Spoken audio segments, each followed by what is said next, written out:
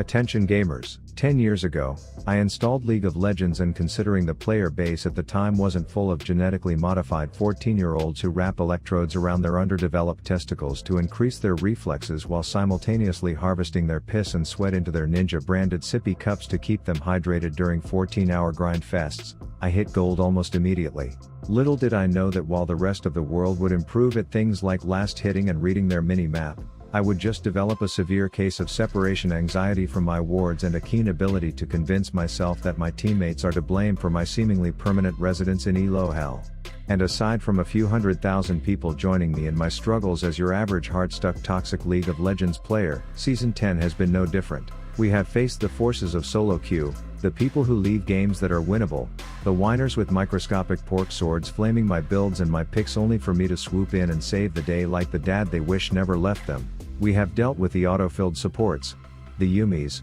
the ones afflicted with severe cases of Yasuo syndrome.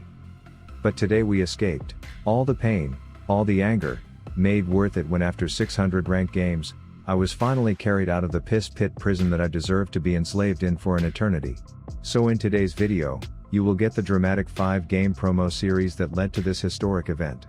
Now if you are new here and think you can relate to my hard-stuck struggles masked by a sense of toxic positivity and cringy jokes, please consider subscribing, and the rest of you are now permitted to abuse the living shit out of that like button, and let's get into it. Okay, so game 1 I resorted to playing my pocket pick Miss Bubblegum Boobies, hoping that being pretty and dressing like a slut would be enough to give me success despite bringing absolutely nothing else of value to the table, as this is 2020 and that seems to be a winning recipe. But unfortunately letting my nipples bleed through my popstar brassiere wasn't enough to convince 5 of them to not take turns licking a dumbass's ass-flavored lollipop, resulting in a Dark Harvest Echo receiving a premature paycheck in my first promos game. But I got a glimpse of hope when their bald pervy Secret Service man proved to be board certified in 9 forms of stupidity, going out of his way to request we do an icebreaker only to burn his flash, encouraging me to do the same, which scored me a quick 300. And then I make a non-convincing argument to the promo gods to let me pass this interview by casually overextending with 2 wards and less vision than a coal miner with cataracts, as Obama's wife asks the frost fetish hoe to sit still so I can splatter some dead midget guts onto her for some burst. But big surprise, the blind bats are getting ganked, and instead of retreating to safety I resort to doing everything in my power to be convinced that I am not lying to myself when I type worth in all chat 10 seconds later when we both die after greeting for 1 kill. And to make matters worse, Mr. Teen Titan and his glow-in-the-dark dildo immediately came back for a lane gank just to violently pull any confidence that I have about deserving to be in plat straight out of my raw anus so he can take a sloppy donkey shit all over it. But my inability to read mini-maps was no longer my biggest problem, as we had a boulder-brained top laner getting his rock cock smashed in on repeat and threatening to leave the game. And it turns out Luke is both Mexican and a man of his word, because that shitter scrammed 2 minutes later, fulfilling prophecy that Riot's algorithms match you with the kids still on mommy's tit milk the second you get into promos. And of course quitting is contagious, so my teammates would rather type about how they just agree that being a pussy and complaining about it is better than trying. So they are chilling in Fountain, leaving me all alone in lane to get tower dived just so the lazy bitch can tap her ult to steal the credit for me and the tower's hard work without any intention of spending that gold, as my jungler sticks her swollen mall cop hands straight up that lonely ash hole for the kill. And then like clockwork, right exactly at the 15-minute mark, that malding moron reconnects as if he set a timer to the exact second so that he can be the most punctual of pussies, showing up to check off the I'm a certified piece of shit box on his voter's ballot. But I don't respond well to jizz stains like that, and I am not keen on giving up so early in my promos, so I vote no, which sparks the response that you can probably expect out of my other teammates, which is to play follow the leader to douchebag drive, leaving me an anaphylactic Pink Floyd alone in a legitimate 2v5 for my first game. And so when the toxic timer rings 3 minutes later and Malphite reconnects to issue the next vote, I appropriately concede, as I know how stupid it makes you look to not do so when the outcome is obvious and you have lost anyway. So yay, we confirmed Riot's matchmaking algorithm is working as intended, and you are a liar if you say that's never happened to you. But we brushed it off and queued up for game 2. And this one got off to a much better start, considering we were up against Gothic Tommy 10 Guns, who I have never seen in this piss low rank, not practically wearing a waitress outfit, working hard to feed everyone on the rift. So naturally we are winning pokes early, and then glow in the dark Obama's wife goes cosmic bowling to strike out the emo, and I fire a thin beam to assist the Demogorgon in nabbing some early cash. Then my jungler calls me and tells me he swears he saw some bitch turn into a cat right in front of him, and so I roll my eyes and say I will be up in a second, thinking his obsession with the Harry Potter movies is just unhealthy at this point, but sure enough it was indeed a bipolar tabby who asks me claw or spear, and I answer by asking thin beam or right click. She chose the latter. And to be honest, bot lane was a total snooze fest, resulting in roaming Rav poking his head out of the dick pocket in my undies saying give me attention, so I ran mid once again just to see some dressed up sardine and his fat uncle Bruce casually 2v1ing, and I get there just in time to ask Puss in Boots to sit still so Fizz can splash and dash her caught out ass. So at this point I realize I have a fed Fizz and a jungler who have this game under control, so my strategy is to just hop in one of their backpacks and say we, as being overly passive in lane and not feeding will win us this game, but my support would rather overextend like a rubber band around a watermelon for no reason with no vision before flaming me for not joining her in dumbassville. So I explained my pussy approach to a win condition, and since she is a League of Legends player, her response is to show off her certification in being a douche canoe by leaving. So joy to the fucking world I guess for my support being a toxic titlicker, but at least I have the bruised dragonfly ready to step in if things get too crazy down here. And when Cat Nips goes to check on the sound she heard coming from the bushes, he gets himself ready to say peekaboo you a dead bitch, only to find himself in the middle of their whole posse. So I zoom out trying to salvage the situation, but due to both my support and my accuracy on my fourth shot being totally MIA, we only get a 1-for-1 out of the ordeal. But I tricked this griefer with the big gun into helping me by picking a fight outside of the lane she left me in as we chased this undead bubble wrapped bridezilla through the forest, only for Billy Joe Armstrong to pull his pants down and hardcore moon us, effectively blue balling me and Amazon Prime ordering us one uncoordinated shitfest as Senna gets rooted once but decides that it would go better if she was also under tower, as if her presence in bot lane is intentionally trying to sabotage me. But at least there is one thing we can agree on, and that's no bondage tonight, so I murder the bride. Then Mr. Winged and carry Rav to plat is in the area, so I go bird's eye view and launch a long boy at nothing just so I can say I was there during the second kill. We get tier 1 tower out of that, so it's time for me to wander aimlessly around the rift missing free XP and farm in lieu of being able to post a comment that says first in teamfights, typically followed by a comment that says first in being sent back to my own fountain.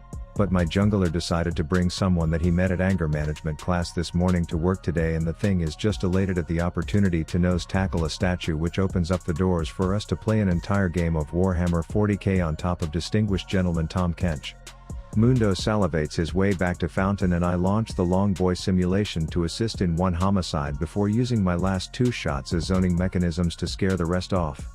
This is enough to squash the hopes of these shitters, bringing this to a tie ball game as I queued up for a third. And this one started with my support Mr. Peacock Coat Patrick declining like 72 easy as piss opportunities to engage just so that he could really surprise the world by going in at the one time where it wasn't a good idea, resulting in him flat out donating a lump sum of gold to the bad guys, and then ultimately me getting my soul pixie sucked straight out of my ass under tower. And this pattern of ill-advised engages continues, but do not fear that Thanos Hands cosplayer was here as Set uses his 200 years button to survive, and the mall cop dashes in as I globber Gosu down. Then we collectively inform their support that this is not Sparta before executing a quick gangbang in the bushes. Chippendale Charlie gets a work call to apparently strip butt-ass naked and let 3 of them take turns screwing him in Dragon Pit, but thanks to a magical muff teleportation, a banana the size of a small car and a shift shitter over the wall, we are able to punish the perverts for their actions. Then a few moments later we bring Charlie back to the spot of the crime so he can confront the trauma and kill off some of the wards that were sparking bad memories when BAM Project Hey Banger brings out his entire Beyblade collection, so I bust out of there like a forced fart and then long range supply the troops with some prismatic potassium before taking a seemingly eternity to join back together with my friends for one final ring popper. This allows us to get tower, but in the final seconds the sky informs us that it's going to shit out a Spartan, to which man Tights martyrs himself by giving Gerard Butler some aerial fellatio, and despite me not exactly thinking the int was necessary, it certainly wasn't his worst moment this game. We've launched a prank war against their team and our next idea is to murder their dogs, but the great Magenta Mace man gets an offer to take their mid laner into the closet, and I just stare at the dots wondering which one is taking it up the ass, but apparently Abraham Lincoln was refusing to pay for the services he received in there, so we unfortunately had to murder him. And then right when he gets back from his gray screen timeout, the mall cop makes sure he is available and ready to deep throat a gigantic plantain. But something starts to feel off when my teammates all group up like pigs by a pan of shit, and sure enough the opportunistic hey slut makes them pay for not social distancing as they all get sent back to Boris to look at all the items they can't afford to buy because they were being total dumb shits. And despite us all getting to fulfill our childhood fantasy of gang banging a swollen Barney, things were not looking good. Add one scene where my teammates literally waited for my back to complete right in front of them as their cue to pick a fight, as if they didn't want me around to judge their embarrassingly bad performance or something, and this one just spiraled out of control with no one in particular to blame, except maybe my dumbass set support who went 1 in 10, but I remained tiltless and immediately went next. And this one got off to a decent start as my team had 3 uncontested homicides and I was farming at about a silver low level, so nothing out of the ordinary, but our creepy Karen and her midget sperm spawns get caught in the act of the great red buff heist, so I rotate better than all Yasuo mains' wives do with their excuses of why they can't have sex that night, and I arrive just in time to deprive that demogorgon his isolated cum shot as I sky glitter shitter him, allowing Arachne Amy to nab the kill. Then we come back bot, and that floating kitten shit has the audacity to roam around the rift without being latched onto the tit of her master, so Panth curb stomps her dumb face and I make her wish she had some more of those bullshit zoomies as we euthanize her with ease. Then a minute later and they think strobe lighting me until I seize will prevent me from giving them a proper bubblegum bath, as my support contributes by making himself available to give them free gold, and we trade a 1-for-1 before I back off, opting to not be the butt of any jokes about me losing to a Yumi. But then I noticed we had Mr. 200 years spin to fucking win in base alone already before the 20-minute mark, and that's when I realized this one was probably going in the win column, but I still wanted to show this Lucian why my mom always called me the masturbator in the house by saying psych this is Charlotte and her web hurts before firing a totally necessary ult over his dead body. Then all that was left to do was conform to the group homicides and promise to plead the fifth if any detectives asked where I was the night Adaria single-handedly murdered an entire pathetic little family in their own house, and voila, we were 2-2 with everything riding on this final game. And so game 5 my confidence was flaky, my arms were shaky, and I had to get straight naked because the amount of nervous gooch sweat that was accumulating was becoming a distraction, but the game turns out to lack the suspense that leaves you feeling like you have to keep a constant clench rolling or a little brownie will slip out of your oven if you are picking up what I am putting down, because Heisman, the 69 trillion mastery point blind kickboxer main, decided the stakes were high enough for him to whip out the bandana, and basically the entire game for me looked and sounded like Rift Alexa had the hots for this man, as she just wouldn't stop talking about him and how smooth his repetitive acts of egregious murder were. And so after a light workout for him and a seemingly non-existent amount of contribution from me, this one ended in a unanimous quorum of quitters. And so after 600 ranked games in Season 10, I had escaped the depths of Gold Elo hell. And for those of you like 9 malding mouth breathers just butt chugging through an extremely hateful comment right now about how I got carried here, all I have to say to you is, bitch, you guessed it! Now if you want the full experience of my climb to plat, including Heisman's perspective in some of these games with our real comms during the game, as well as an update on how I am faring in Platinum Elo, check out our second channel for daily uploads of our ranked climb. If you enjoyed this video, please slap that like button and make sure you are subscribed to the channel. Huge shout out to my Patreons keeping the lights on in this igloo, and as always, pet your dog, jerk your ween, find a very skillful player to duo with so you can climb in solo queue and brush your teeth tonight. Rav out.